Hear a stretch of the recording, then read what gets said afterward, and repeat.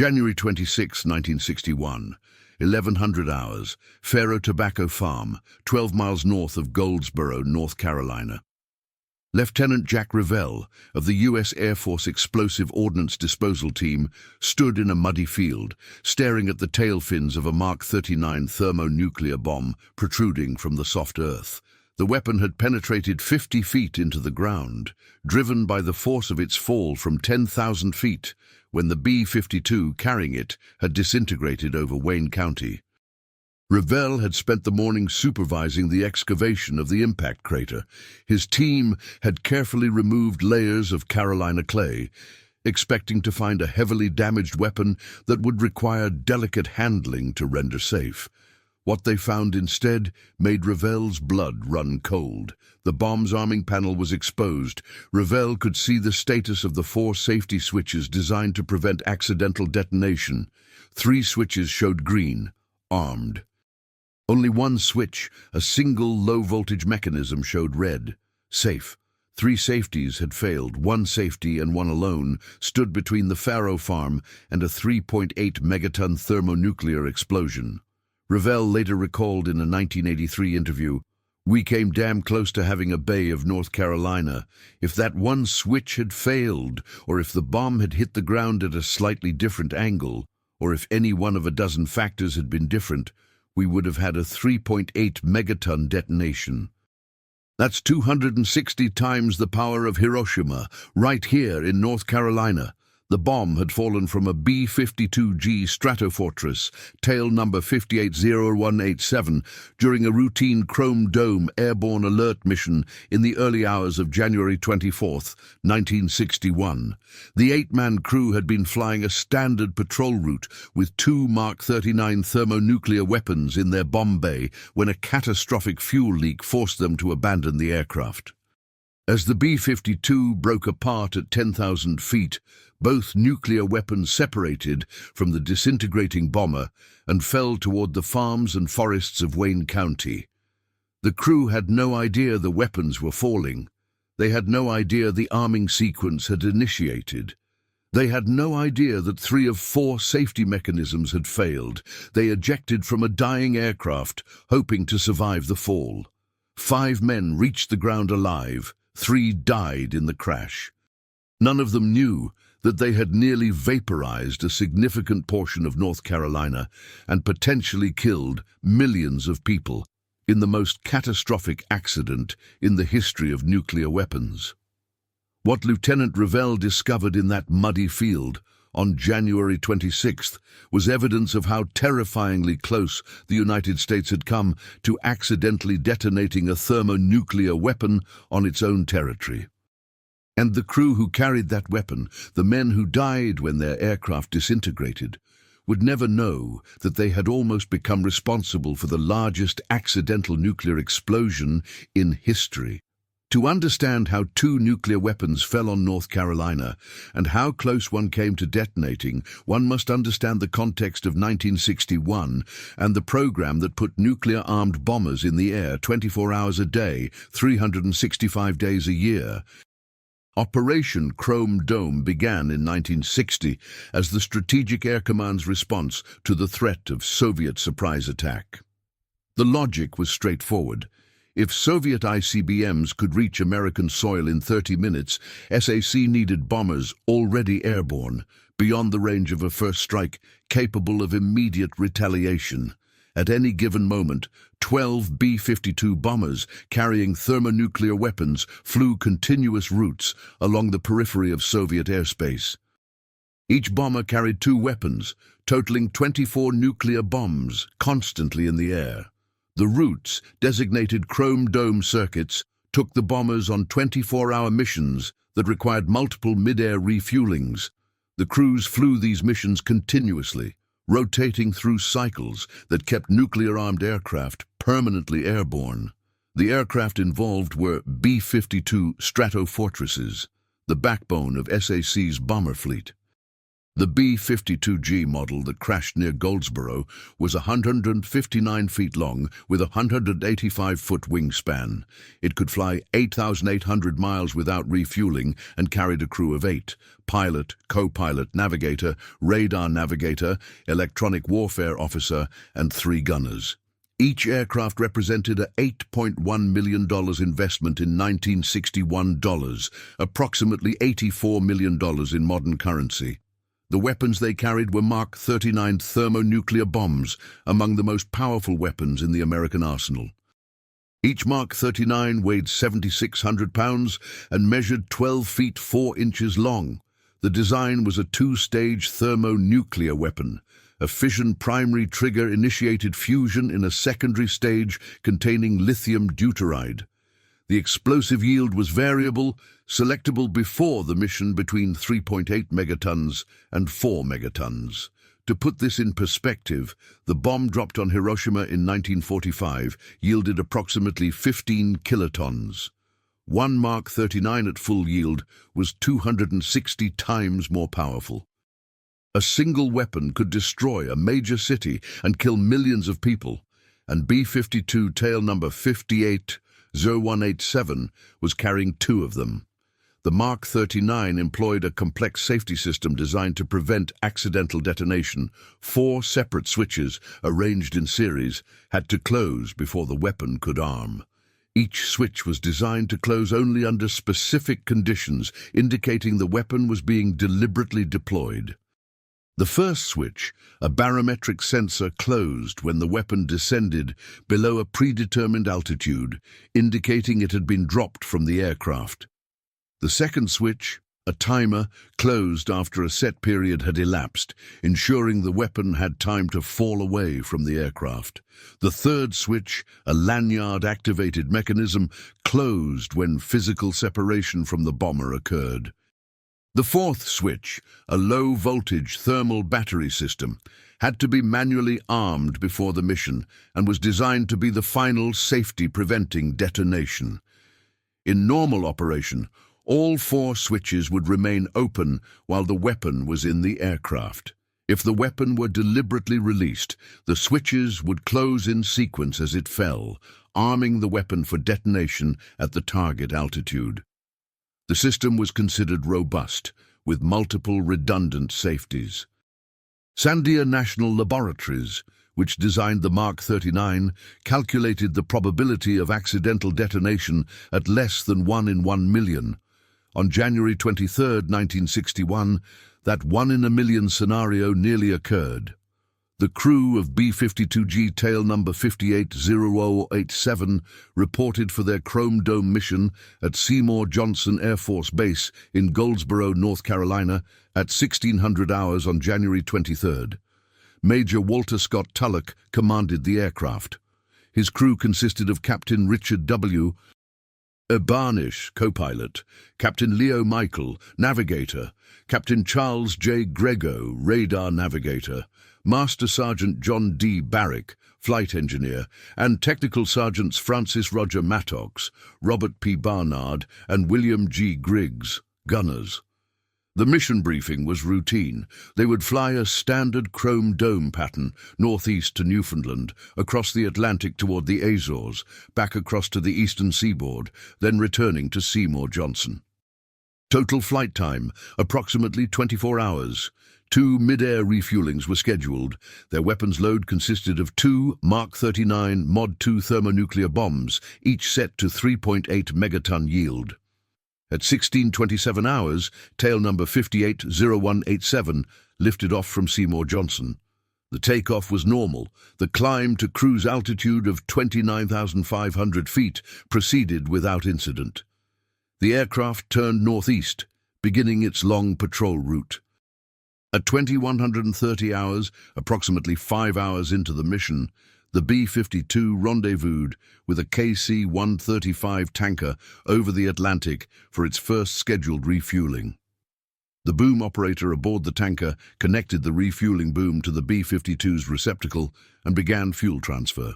Approximately 37,000 pounds of JP-4 jet fuel flowed into the bomber's tanks over the next 15 minutes.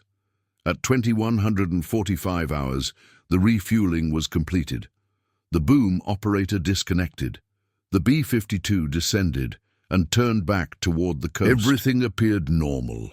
What the crew didn't know, what the boom operator couldn't have seen, was that the refueling had caused a catastrophic failure in the B-52's fuel system. A fuel line fitting in the right wing had fractured during the refueling, possibly from overpressure or thermal stress. JP-4 fuel began leaking into the wing structure at approximately 1,000 pounds per minute. At 2,350 hours, just over 2 hours after refueling, the leak had consumed nearly 20,000 pounds of fuel. The right wing was significantly lighter than the left. The aircraft began developing a pronounced right roll. In the darkened cockpit, Major Tulloch fought the controls, applying left aileron to counter the roll. At 23:45 hours, the fuel imbalance became critical. Tulloch ordered Master Sergeant Barrick to investigate. Barrick went aft to the crew compartment and looked out the observation window. What he saw made him grab the intercom immediately. "Major, we're losing fuel from the right wing. I can see it streaming back." Tulloch checked his fuel gauges. The right wing tanks showed 40,000 pounds less than the left, and the numbers were dropping rapidly. At this rate, they would lose all fuel in the right wing within 20 minutes. At 0000 hours on January 24th, Tulloch declared an emergency. He informed Seymour Johnson that they had a catastrophic fuel leak and were attempting to return to base. The base activated emergency procedures. Fire trucks and rescue teams moved to standby positions. At 0010 hours, the situation deteriorated further. The leak had consumed so much fuel that the right wing was now critically light. The aircraft's right roll was exceeding 60 degrees, despite Tulloch applying full left aileron and left rudder. The B-52 was becoming uncontrollable. At 0012 hours, Tulloch made the critical decision. They couldn't maintain controlled flight. They couldn't reach Seymour Johnson. They had to abandon the aircraft. He gave the order, prepare to eject, bail out, bail out, bail out. The B-52's ejection system was designed to save the crew, but it was complex and not all seats ejected in the same direction. The pilot and co-pilot had upward-firing ejection seats. The navigator, radar navigator, and electronic warfare officer had downward-firing seats. The gunners in the tail had to manually bail out. At 0014 hours, Major Tulloch ordered the ejection. Captain Barnish, the co-pilot, pulled his ejection handle. The canopy above him blew off. Explosive charges fired his seat upward into the 2 a.m. darkness at 20,500 feet. The seat separated at 10,000 feet. The parachute deployed. Barnish would reach the ground alive, landing in a frozen field near the village of Faro. Major Tulloch ejected seconds later. His sequence was successful. He survived. In the lower compartment, Captain Michael, Captain Grego, and Master Sergeant Barrick pulled their ejection handles, firing their seats downward through the floor of the aircraft. Michael's and Barrick's seats functioned correctly. Both men survived. Captain Grego's seat malfunctioned. He did not survive the ejection. In the tail section, Technical Sergeants Mattox, Barnard, and Griggs attempted to manually bail out. The aircraft was now in an uncontrolled spin, centrifugal forces pinning them against the fuselage. Mattox managed to reach the escape hatch and jump. He survived. Barnard and Griggs could not escape. They died when the aircraft impacted the ground. As the crew ejected, the B-52 entered a flat spin. The airframe, stressed beyond its design limits by the fuel imbalance and the violent maneuvers Tulloch had made trying to control it, began to break apart. At 0015 hours, the right wing separated from the fuselage. The 2 Mark 39 thermonuclear bombs, secured in the bomb bay, suddenly lost structural support. The mounting brackets failed. Both weapons fell free from the disintegrating aircraft at approximately 10,000 feet altitude. What happened next would be reconstructed from physical evidence found scattered across 12 square miles of Wayne County farmland and from analysis of the recovered weapons. The sequence of events represented a cascade of safety failures that came within a single switch of causing a nuclear detonation. As the first Mark 39 separated from the aircraft, the arming lanyard, a cable connecting the weapon to the bomber's structure, pulled tight and then snapped. This action closed the third safety switch, the lanyard-activated mechanism.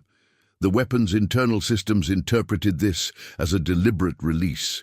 The bomb began falling, accelerating under gravity. Within 3 seconds, it descended below 15,000 feet.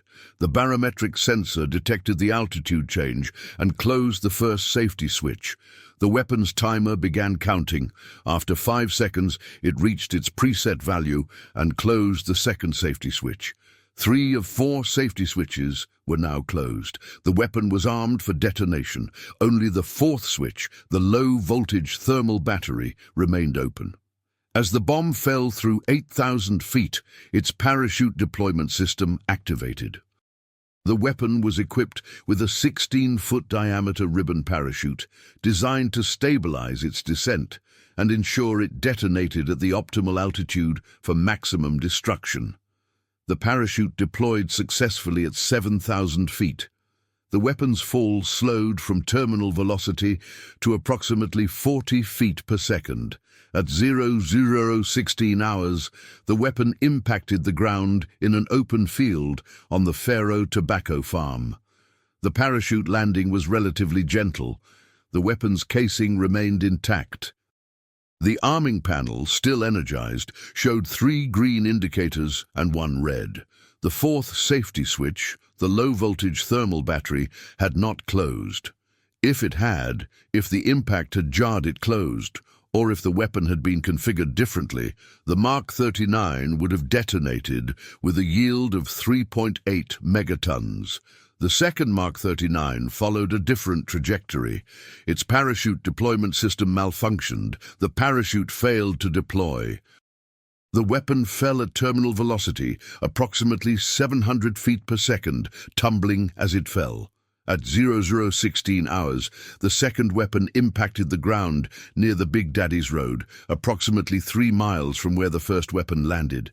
The impact velocity was catastrophic. The weapon penetrated 50 feet into the soft clay soil, creating a crater 35 feet deep and 25 feet in diameter. The force of impact should have destroyed the weapon's arming panel and internal mechanisms. But the Mark 39 was robustly constructed. Despite the violent impact, the arming panel remained partially functional. When Lieutenant ReVelle's team excavated it 36 hours later, they would discover that 3 of 4 safety switches had closed during the fall. Only 1 switch had prevented detonation. The morning of January 24, 1961, began normally for the residents of Wayne County, North Carolina. At approximately 0030 hours, some residents heard explosions and saw flashes in the sky, but most assumed it was distant thunder. By dawn, reports began filtering into authorities about strange debris in farm fields. Local farmer Charles Reeves discovered the tail section of the B-52 in his tobacco field. Other farmers reported finding aircraft wreckage scattered across miles of farmland, but no one reported finding nuclear weapons. The bombs, one lying intact in a field, the other buried 50 feet underground, remained undiscovered for several hours. At 0600 hours, Air Force search and rescue teams from Seymour Johnson arrived on scene. They quickly located the surviving crew members and recovered the bodies of those who had died. They also began searching for the nuclear weapons. At 0645 hours, a search team located the first Mark 39, the weapon with the deployed parachute, lying in an open field. The weapon appeared intact. The arming panel was visible and showed 3 armed indicators. The team immediately established a security perimeter and notified the Air Force Special Weapons Command. At 08:30 hours, Lieutenant Jack ReVelle and his explosive ordnance disposal team arrived on scene. ReVelle, a 26-year-old EOD officer with experience handling nuclear weapons, approached the weapon cautiously. What he saw when he examined the arming panel made him realize how close they had come to disaster. ReVelle later described the moment. "When I got up there and looked at the bomb, I had a feeling that it could go off at any moment. 3 of the 4 arming devices had activated. It had gone through the whole sequence, except one. If that one switch had closed, we wouldn't be here talking about it." The search for the second weapon took longer. Impact calculations suggested it had buried itself deep in the ground. At 1100 hours, search teams using metal detectors located the weapon's position near Big Daddy's Road. The excavation began immediately. Over the next 24 hours, ReVelle's team carefully dug down through 50 feet of clay soil, shoring up the walls of the excavation to prevent collapse. At 1100 hours on January 26th, they reached the weapon. Like the first bomb, it showed evidence that 3 safety switches had closed during the fall. The recovery of the second weapon took weeks. The complete weapon was never recovered. Parts of the secondary stage, containing highly enriched uranium, remain buried in the North Carolina soil to this day. The Air Force purchased an easement on the land, restricting excavation in perpetuity. A small circle on the map of Wayne County marks the spot where part of a 3.8-megaton thermonuclear weapon remains buried. The investigation into the Goldsboro incident revealed systematic failures that shocked even experienced nuclear weapons specialists. The Mark 39 safety system had been designed with multiple redundant mechanisms, specifically to prevent accidental detonation. Yet during the fall from the disintegrating B-52, 3 of 4 safeties had failed in sequence. Sandia National Laboratories conducted extensive analysis of the recovered weapons and the failure modes. Their findings were classified for decades, but were partially declassified in 2013 following Freedom of Information Act requests. The first safety switch, the barometric sensor, had functioned exactly as designed. It closed when the weapon descended below 15,000 feet, but this switch was designed to activate during a deliberate drop. It had no way to distinguish between a deliberate release and an accidental separation from a disintegrating aircraft. The second safety switch, the timer, had also functioned as designed. It closed after the preset time period elapsed. Again, this switch operated correctly according to its design parameters, but it could not differentiate between an authorized mission and an accident. The third safety switch, the lanyard-activated mechanism, closed when the weapon separated from the aircraft. This was the most controversial failure because the lanyard system was specifically designed to prevent arming if the weapon separated accidentally. But the violent breakup of the B-52 had pulled the lanyard with sufficient force to trigger the switch. The fourth safety switch, the low-voltage thermal battery, was the only mechanism that prevented detonation. This switch required manual arming before the mission and was designed as the final safety. Crucially, it was not armed during Chrome Dome missions. Air Force policy prohibited fully arming weapons during airborne alert missions, specifically to prevent accidental detonation if the aircraft crashed. But this policy was not consistent across all Chrome Dome missions. On some missions, the fourth switch was armed. If the crew of tail number 58-0187 had been flying one of those missions, if their orders had required full arming, both weapons would likely have detonated when they hit the ground. Dr. Parker F. Jones, a nuclear weapons safety supervisor at Sandia, later wrote in a 1969 classified report that was declassified in 2013, "One simple, dynamo technology, low-voltage switch stood between the United States and a major catastrophe. It would have been bad news in spades." The report continued, The Mk-39 Mod 2 bomb did not possess adequate safety for the airborne alert role in the B-52. In my view, the truth has been obfuscated. The evidence shows that one bomb went through the full arming sequence with the exception of the fourth switch. If that switch had closed, the weapon would have detonated. The timeline of what would have occurred if the weapon had detonated can be calculated with precision based on nuclear weapons effects data and the specific characteristics of the Mark 39. Second, 0. The Mark 39 detonates at ground level near Faro, North Carolina, with a yield of 3.8 megatons. The fireball reaches a diameter of 2.3 miles and a temperature of 100 million degrees Celsius. Second 1, thermal radiation travels at the speed of light, igniting everything flammable within 25 miles. Goldsboro, 12 miles south, is engulfed in firestorm. Immediate thermal radiation casualties, approximately 60,000 dead. Second 3, the blast wave expands at supersonic speed. At 12 miles distance, Goldsboro, overpressure exceeds 5 psi, sufficient to destroy most residential structures. Goldsboro ceases to exist as a functioning city. Casualties from the blast effects, approximately 40,000 additional deaths. Second 15, the fireball rises, creating the characteristic mushroom cloud. The stem reaches an altitude of 70,000 feet. Radioactive debris is lifted into the stratosphere. Minute 5. Fallout begins descending downwind. Prevailing winds are from the southwest, carrying radioactive material northeast toward Raleigh, Durham, and the Atlantic coast. Minute 30. Heavy fallout is depositing across eastern North Carolina. Anyone outdoors receives lethal radiation doses. The plume extends 40 miles downwind, contaminating an area of approximately 1,200 square miles. Hour 2. Raleigh, 70 miles from the detonation, begins receiving significant fallout.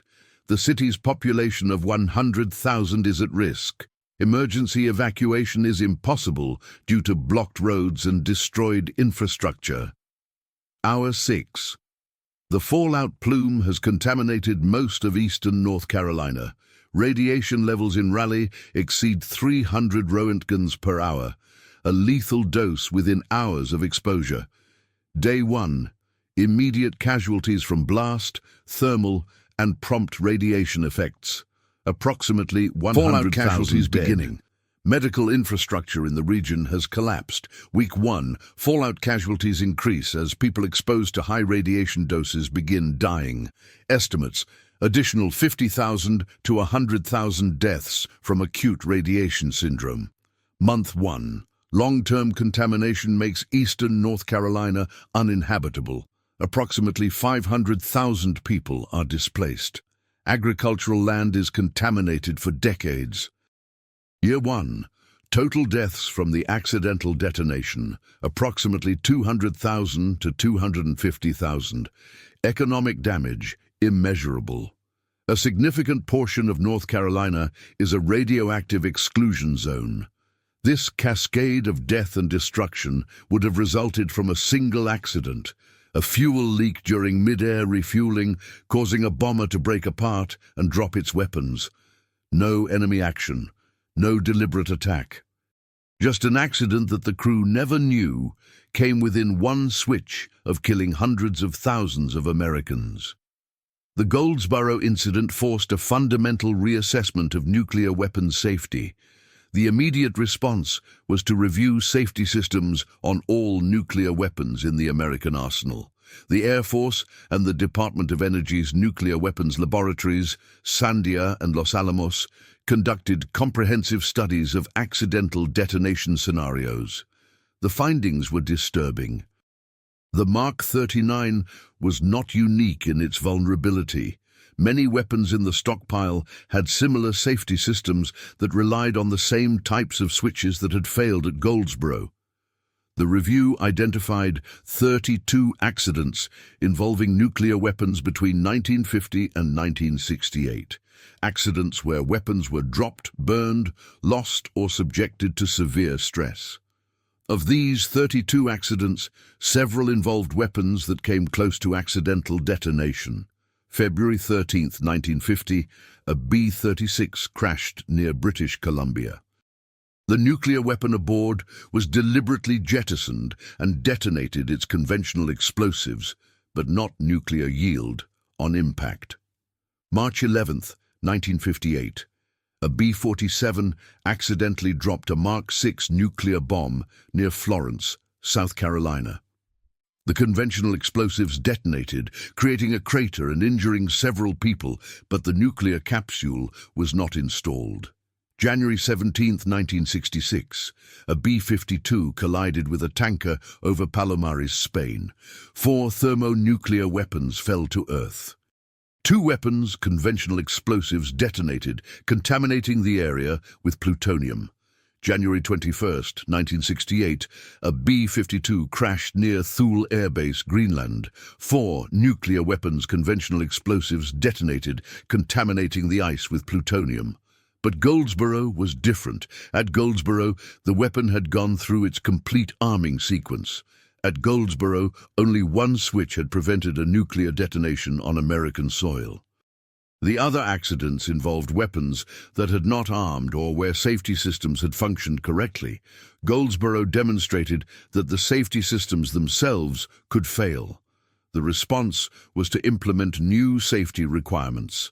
By 1968, all nuclear weapons in the American stockpile were required to have 1-point safety certification, meaning that even if the weapon's conventional explosives detonated accidentally, the probability of a nuclear yield must be less than 1 in 1 million. Enhanced safety devices were developed and retrofitted to existing weapons. The Chrome Dome program, which had put the weapons over North Carolina in the first place, was terminated. After several accidents, including Goldsboro and later crashes in Spain and Greenland, the Air Force concluded that the risks of airborne alert with nuclear weapons exceeded the benefits. By 1968, Chrome Dome missions ended. Nuclear-armed bombers would no longer fly continuous patrols. But the most important change was cultural. Before Goldsboro, there was a widespread assumption that nuclear weapons were inherently safe, that the multiple safety systems made accidental detonation effectively impossible.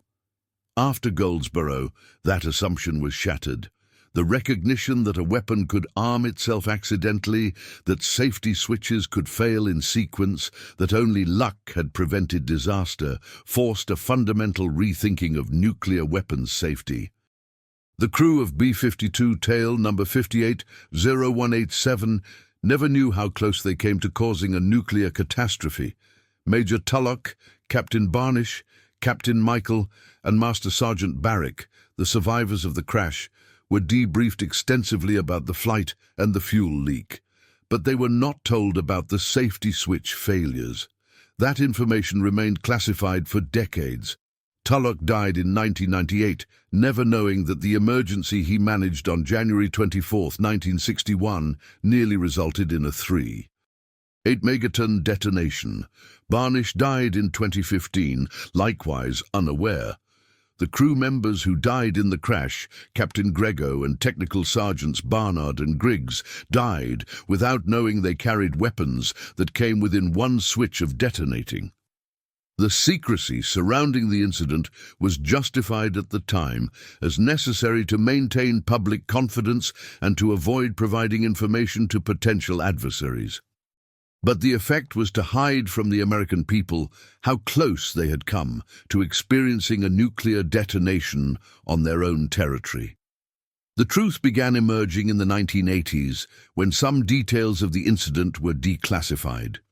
In 2013, following a Freedom of Information Act lawsuit, the Sandia National Laboratories report by Dr. Parker F. Jones was released, revealing the full extent of the safety failures. News reports made headlines. U.S. nearly detonated atomic bomb over North Carolina in 1961. Lieutenant Jack ReVelle, the EOD officer who had supervised the weapon recovery, gave interviews describing what he had found. He stated unequivocally, We came very close. If that fourth switch had closed, we would have had a nuclear explosion. ReVelle died in 2004, but before his death, he spoke extensively about the incident, hoping to educate the public about the dangers of nuclear weapons accidents. In a 1994 interview, he said, "People need to understand that nuclear weapons can have accidents. We got lucky at Goldsboro. Next time, we might not be so lucky." The Goldsboro incident has been studied extensively by nuclear weapons safety experts as a case study in accident scenarios. The consensus assessment is clear. The United States came within a single switch of accidentally detonating a thermonuclear weapon that would have killed hundreds of thousands of its own citizens. Dr.